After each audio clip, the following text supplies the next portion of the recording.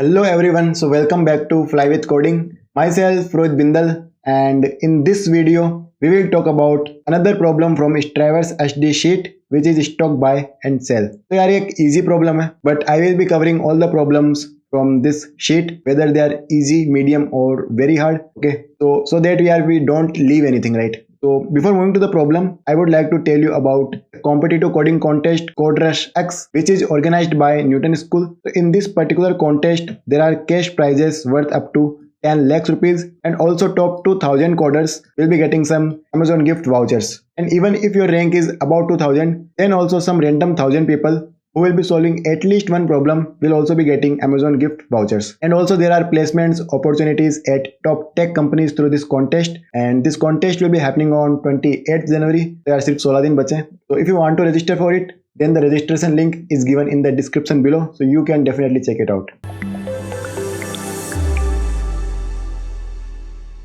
So now let's move to the problem. तो इस problem में एक बेसिकली प्राइसेस अरे दिया हुआ है, राइट? और मेरे पास बेसिकली एक स्टॉक है, और इस प्राइसेस अरे में कोई भी जो ith एलिमेंट है वो ये रिप्रेजेंट करता है कि इस स्टॉक की ith डे पे क्या प्राइस थी, राइट? तो फॉर एग्जांपल अगर अरे 7, 1, 3, 5 and 10, and let's say day 1, day 2, day 3, day 4 and day 5, तो यार 3 रिप्रेजेंट करता है कि डे 3 पे इस स्टॉक की प्राइस 3 थी। ये 10 रिप्रेजेंट करता है कि डे 5 पे इस स्टॉक की प्राइस 10 थी, राइट?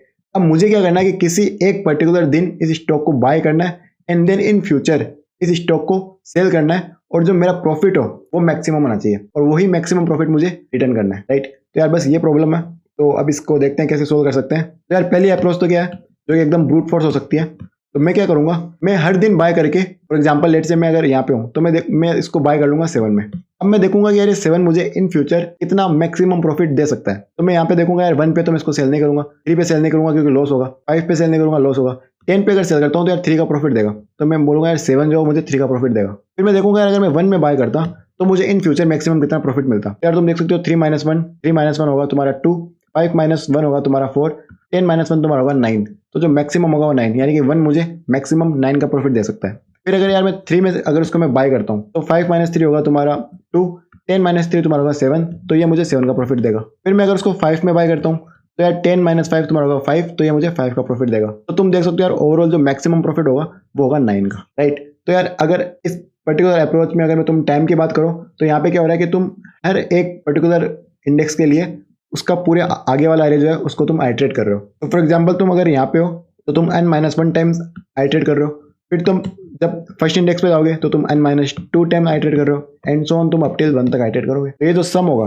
राइट, ये क्या होगा, ये ऑर्डर ऑफ n स्क्वायर होगा, राइट? इसलिए इस पर्टिकुलर अप्रोच की टाइम कॉम्प्लेक्सिटी होगी ऑर्डर ऑफ n स्क्वायर। तो अब इंटरव्यू तुम्हें बोलेगा कि यार इसको तुम ऑप्टिमाइज करो and you have to do it in order of n time, right? तो अब देखते हैं। तो लेट्स से 7 है, 1 है, 3 है, 5 है एंड 10 है, राइट? तो अब मैं क्या करूंगा, यार देखो प्रॉफिट क्या होता है, प्रॉफिट बेसिकली क्या होता है कि सेल माइनस बाय, कितने में सेल किया माइनस कितने में बाय किया था, राइट? ये प्रॉफिट होता है। अगर मैं चाहता हूँ कि प्रॉफिट मैक्सिमम हो तो मैं क्या करूंगा, जो मेरी सेलिंग प्राइस है उसको मैं ज्यादा से ज्यादा रखना चाहूंगा, और जो मेरी बाइंग प्राइस है यानी जिसमें मैंने उसको खरीदा था उसको मैं कम से कम रखना चाहूंगा, तो दैट ओवरऑल ये क्वांटिटी जो है जो कि प्रॉफिट है ये मेरा क्या होगी, मैक्सिमम होगी, राइट? तो अब इसके लिए यार मैं क्या करूंगा, तो पहले मैं क्या करूंगा, एक वेरिएबल रखूंगा जो कि होगा मिनी, जो कि इनिशियली इनफाइनाइट होगा। तो ये क्या बताएगा कि ये बताएगा अगर मैं किसी भी ith डे पे हूं तो उस ith डे तक स्टॉक की मिनिमम प्राइस क्या रही है, वो ये मिनी मुझे बताएगा। और एक मैं वेरिएबल रखूंगा प्रॉफिट, जो कि इनिशियली 0 होगा, क्योंकि यार 0 से कम तो प्रॉफिट जाएगा नहीं, राइट? मिनिमम पॉसिबल 0 प्रॉफिट जो 0 हो सकता है, राइट? अब मैं क्या करूंगा, यहाँ से आइटरेट करूंगा, और मैं तो फॉर एग्जाम्पल मैं एक लूप लगाऊंगा i = 0, i less than n तक एंड i++, और हर पॉइंट पे मैं क्या करूंगा, मैं इस मिनी को अपडेट करूंगा। तो ये आ जाएगा mean of mini and prices of i, right? और फिर मैं क्या करूंगा, इस प्रॉफिट को अपडेट करूंगा। तो मैं लिखूंगा प्रॉफिट, ये क्यों कर रहा हूँ ये बताऊंगा। तो मैक्स ऑफ, मैं लिख दूंगा प्रॉफिट, एंड यहाँ पे मैं लिखूंगा prices of i minus mini. यार इसका क्या मतलब है, तो सबसे पहले मैं क्या कर रहा हूँ, अगर मैं 7 पे आया तो मैंने मिनी को अपडेट किया। तो मिनी को अपडेट क्यों किया, मैं कह रहा हूँ यार अभी तक मिनी किया था और ये वैल्यू इन दोनों में से जो मिनिमम है वो मिनी हो जाएगा। इससे मुझे पता चल जाएगा कि इस पर्टिकुलर दिन तक स्टॉक की मिनिमम प्राइस क्या थी, राइट? तो अभी इनफाइनाइट है, ये 7 है, तो मिनी की वैल्यू हो जाएगी 7। इसका मतलब, और यार ये याद रखना मैं स्टॉक को बाय कर रहा हूँ मिनी में, राइट? तो यहाँ पे जो मेरी बाइंग प्राइस है यानी जिसमें बाय कर रहा हूँ वो मेरी मिनी, ठीक है?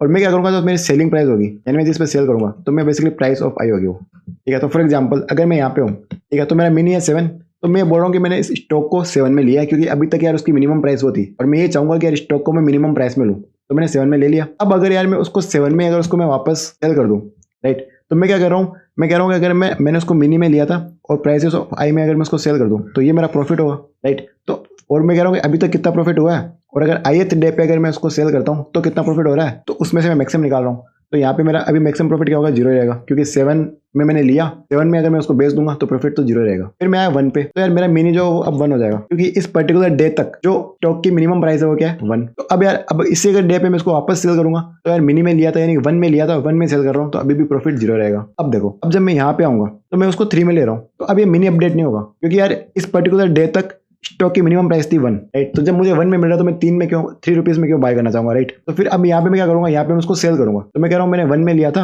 और मैं उसको 3 में सेल करता हूँ, तो prices of I minus mini, right. तो यहाँ पे मेरा प्रॉफिट जो है 3 माइनस 1 2, तो ये आ जाएगा 2। फिर मैं यहाँ पे आऊंगा, अब मिनी 1 है, तो यार मैं डेफिनेटली उसको 5 से अपडेट नहीं करूंगा।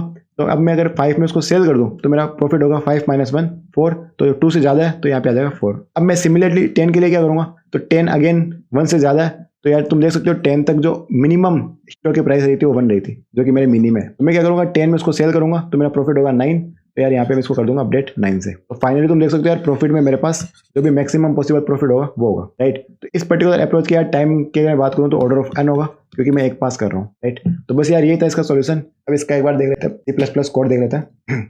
तो यहाँ तुम देख सकते हो पहले इनिशियली मैंने प्रॉफिट को 0 लिया है। फिर यार मैं क्या कर रहा हूँ कि ये जो प्राइसेस वेक्टर है इसकी size basically number of days होगी, तो वो मैंने निकाल लिया। इनिशियली मैंने मिनी को इंट मैक्स रखा है। अब मैं क्या कर रहा हूँ, इस प्राइसेस अरे को आइटरेट कर रहा हूँ 0 to n तक, और हर पॉइंट पे मैंने इस मिनी को किया अपडेट, राइट। तो बेसिकली हर ith पॉइंट पे मैं निकाल रहा हूँ कि उस पर्टिकुलर पॉइंट तक मिनिमम प्राइस क्या थी, और फिर मैं कह रहा हूँ कि यार मिनिमम प्राइस में मैंने बाय किया था और अब मैं उसको प्राइसेस ऑफ आई में सेल कर रहा हूँ, तो ये मेरा उस पर्टिकुलर पॉइंट पे प्रॉफिट होगा, और अभी तक प्रॉफिट था, तो उन दोनों में से जो भी मैक्सिमम होगी मैं अपने फाइनल प्रॉफिट को अपडेट कर दे रहा हूँ। तो फाइनली मेरे पास इस प्रॉफिट में जो भी मैक्सिमम पॉसिबल प्रॉफिट होगा वो यहाँ पे अवेलेबल रहेगा, राइट। तो बस यार यही था प्रॉब्लम को लेके। तो इजी थी वैसे तो, but if you still have any doubts then you can definitely ask me in comments. I will be definitely more than happy to help you guys. So I will meet you in the next video very soon. Until then, bye and take care.